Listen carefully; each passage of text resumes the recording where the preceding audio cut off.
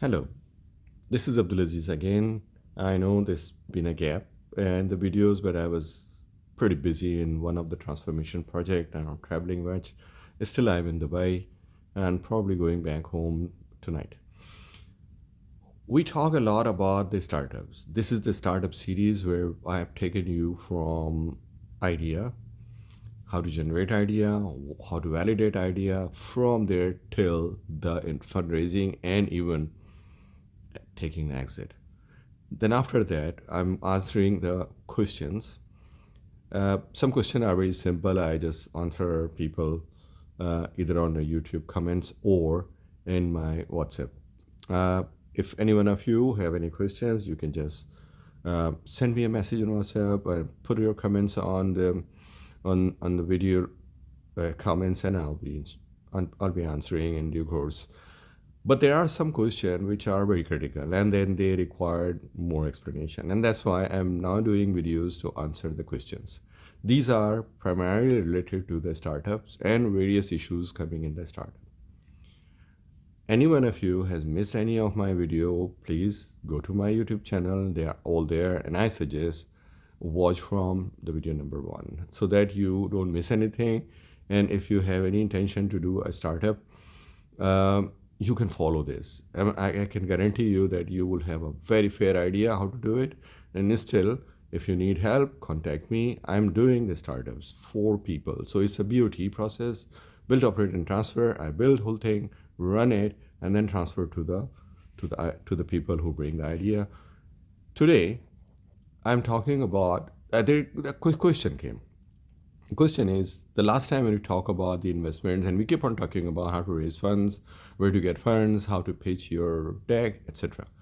Then a question come. He says, the guy asked me that shall we just take any investor who comes on board, or do we need to even look for the investors? I mean, search, verify the investor whether he's the right investor or not. A simple answer, yes, we should.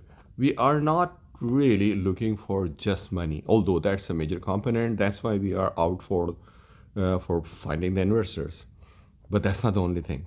If you just go for money, then usually the people come who require high return of the investment. They don't have a connectivity to the business. They invest for them. This is just an investment. They require high return and they are very dominant, very demanding. If the business taking time to pick up, they are on your head. If business is not producing what you committed, your numbers are not matching, they will come. Sometimes they just take over business. So that's why it's very critical to make sure that you have the right investor. Now, what is the right investor? Fine, one of the element is that they should be willing to invest in your business. They should be trusting. But that part happens when you pitch. So if your pitch is right, the investors will be happy to come along with you. Invest in your business, either one-time installment, maybe in few rounds. That's all you can decide with the investor. What else you should be looking is what value addition the investors is providing. So when I say value addition, that apart from money, what else you can extract from the investors? So usually the investors are expert in certain field, and their name is in the market. So if that's kind of an investor comes to with you, then it's very helpful for you to capitalize the name of the investors.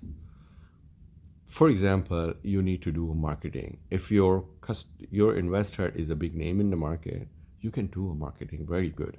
You can utilize their name and mention that they are your investment partner or their equity partner, your equity partner, or they have funded.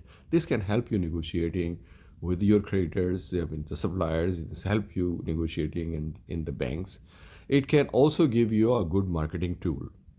So in your campaign, you will be effectively using the name of your investor because they are good.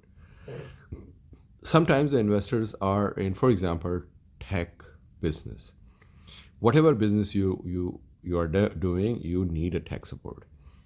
The tech support usually is not very expensive, but that require uh, is somebody who is in the business for a long time. They know what's going to come. So if somebody is in a tech business and you utilize their expertise to foresee what's happening, and they can give you a very valuable input on that, and then it's a free of cost usually because they are the part of the equity, and they keep on monitoring your tech need. I mean, you can be keep on going on for your tech needs. Sometimes the investor is very resourceful. I mean, resource means they have the connections, or they can mobilize resources very easily. As we grow, the startup grow, you need manpower. You need resources, technical resources, qualified resources, the resources that run your business. And they are expert, industry experts, very well experienced sometimes. They know what to do.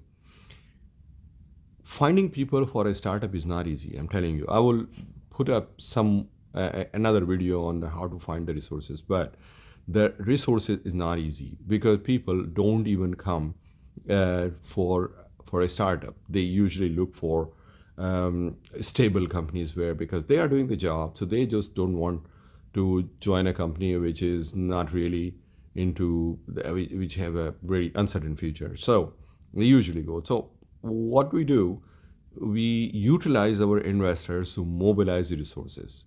We take resources from them, or through their connection, we get the resources. We reach to researchers, which individually it's very difficult to reach out. Sometimes the name of a large organization help you finding the right resources. And also, even if they are not doing anything else, if their name is big enough, or they are very well connected in the market, they provide you the good connections, the connection that needed to run the business. Sometimes they are just good connection with the government authorities. You need them for licenses, for approvals. If you do it yourself, then it takes time. The government departments, they have their own times. With the right investor, it pushes very well. The things happen. Sometimes they have their own team department who deals with the government. They like a PR department or government relationship department. They can help you a lot. They can manage this happening. So we need to change our mindset. When we go out for investor, we just don't look for investments, money. That's not the only thing, although it's a more important thing, but that's not the only thing. You should also look the right investors. And right investor means value addition. You first identify the gaps in your organization that you cannot do. Although you're expert, you know what you're talking about, you have the industry, you have the total knowledge, experience, capability of running your startup. But there are gaps, like I say. You probably need some help in marketing. You probably need help in the government departments. You probably need help giving you more connections, marketing, or just simply the name. So you need to find out what is the gaps that you will have in your organization. You either have already, or as you go forward, you will be having these gaps. Once you identify the gap, then you search for the investor, primarily, specifically, which are in your gap industry. Okay, and that will help you sorting out your investors. And once you identify your page should be, try to do it face to face. Sending emails, sending anything like virtually connected to them. Oh, it happened. People do it, but maybe I'm from the old school of thoughts. I think when you go meet, you create a personal connection, and that helps a lot. That's how we do the business. Thank you for today's listening. This is Abdulaziz, senior partner, Gedling Management Consultant, and we're running the startup series. Thank you very much.